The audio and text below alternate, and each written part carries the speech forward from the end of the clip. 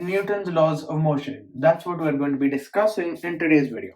Well, so I'll talk about the second law, the third law, and then we'll do some problems as well. So first, I'll give you a recap about the first law. Now, why a recap only? It's because I've already made a video on this. Links will be in the description. So the first law of motion, or the law of inertia. Law of inertia.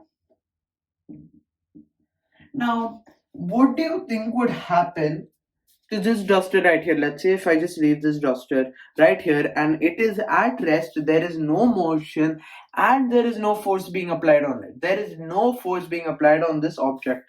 What do you think will happen to this object? Do you think the object will start moving magically on its own without any force being applied on it? No, it won't, obviously. That doesn't make sense at all. So, in today's video, we're going to be talking about the laws of motion and the first law of motion.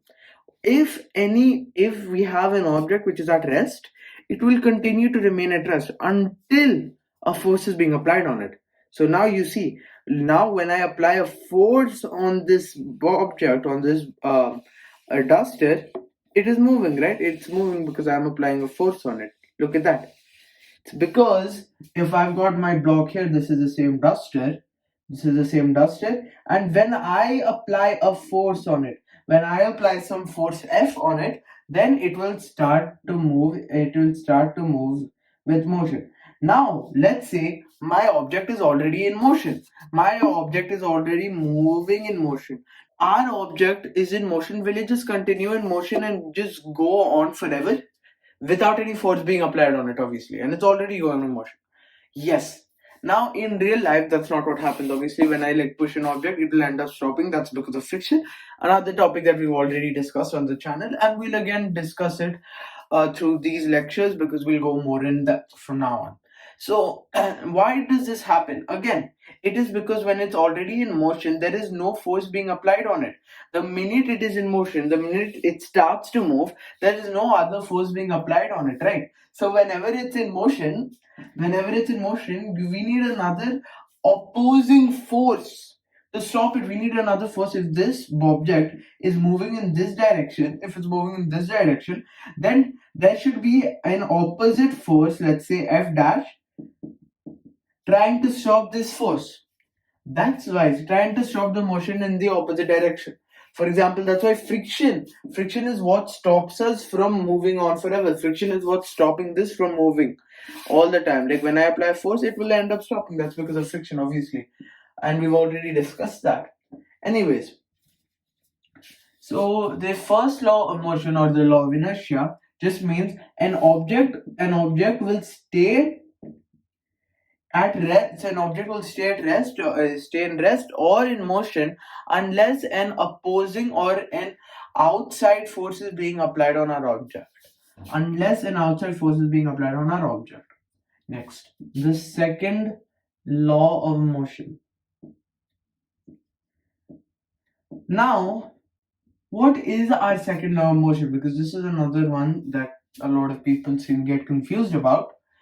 So, let's say we already know we have our block, we have a mass here, we have a block here of mass m, and it is already moving. It has some velocity and it also has some acceleration.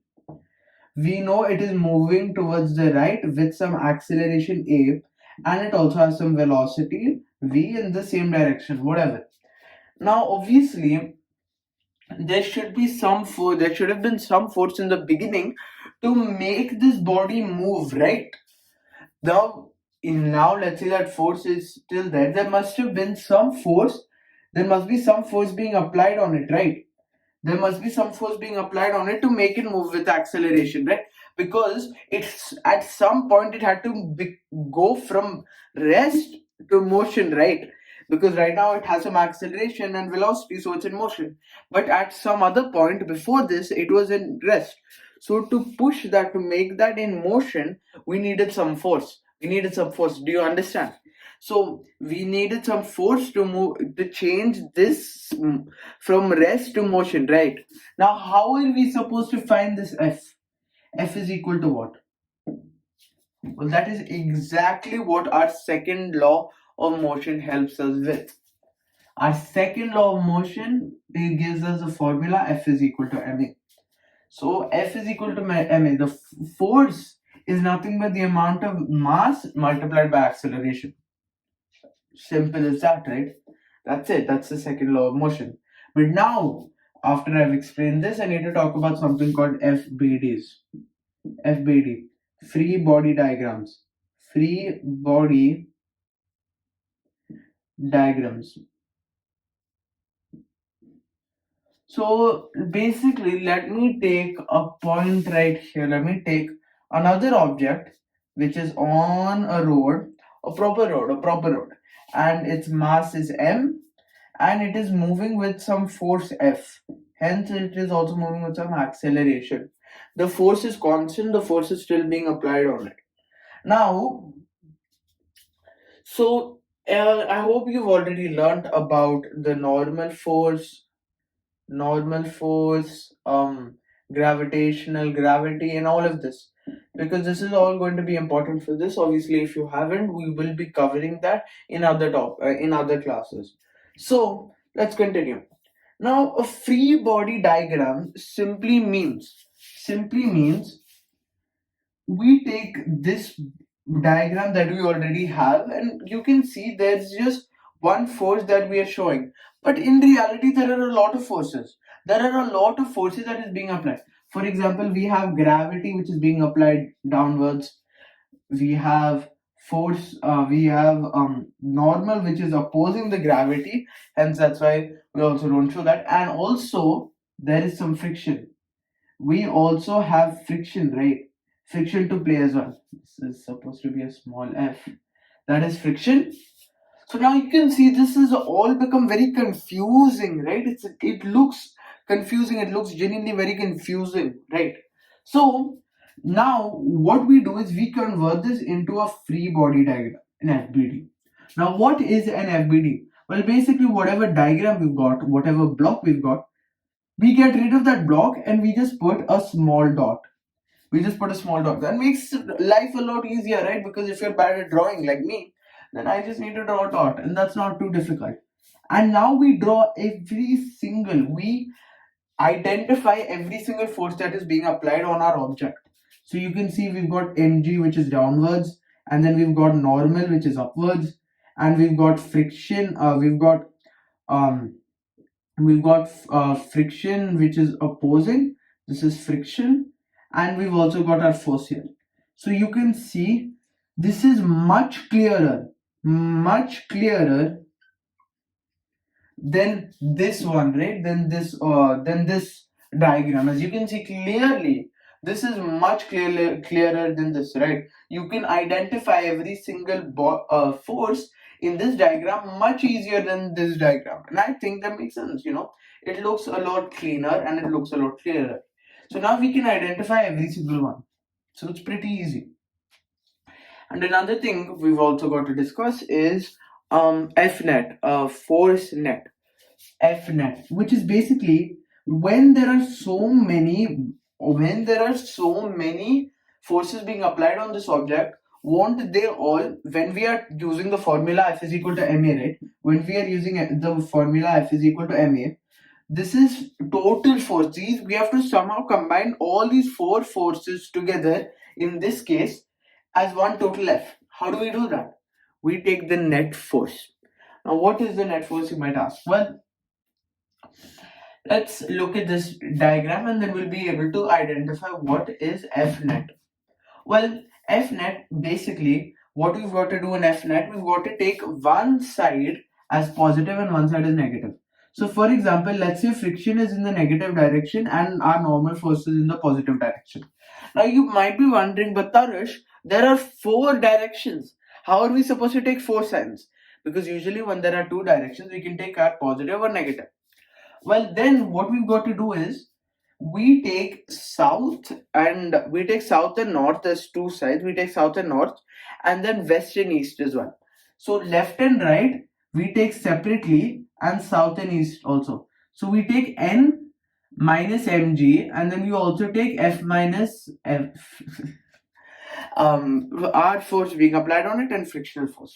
So basically, Now, what do we do here? How are we supposed to combine all these together? Well, usually in a problem that is given, we usually just need to take one of those two. We either have to take south and north, or east and west. Well, in our problem, let's say we're taking this block right here and it's here on the ground, then obviously what we know is normal cancels out mg.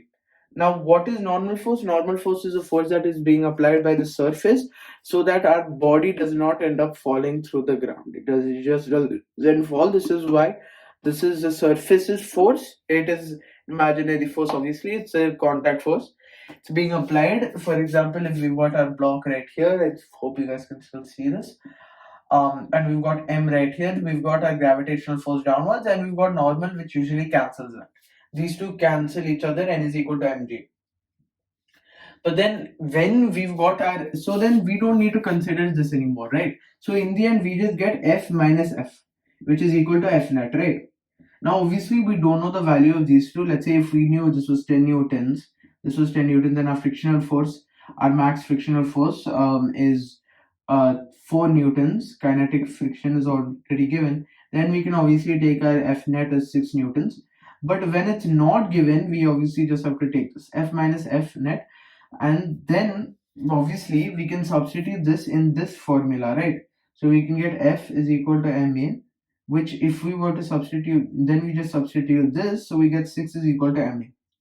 As simple as that. And then if mass is already given, let's say our mass is equal to 2 kgs, then we can take 6 is equal to 2a. So 6 by 2, which is equal to acceleration. I'll write this here. I hope you guys can see this. So 6 is equal to 2a. 6 is equal to 2a. So then 6 by 2, which is equal to a, which is equal to 3 meter per second square. So you can see, because of taking F net, because of taking the F net, we've gotten our acceleration as well, like this. So this was an example problem. Obviously, this is not how real problems are. In the next video, we will discuss more about F net problems, and we will also talk about pulley problems. This was the beginning of Newton's laws of motion. What the video that I made was really simple, the old one. This video we're going to be going in depth, and this will actually be a proper video. Anyways, thank you for watching this video, and if you guys want some clarity about F net and everything, watch my other video, which will be in the description.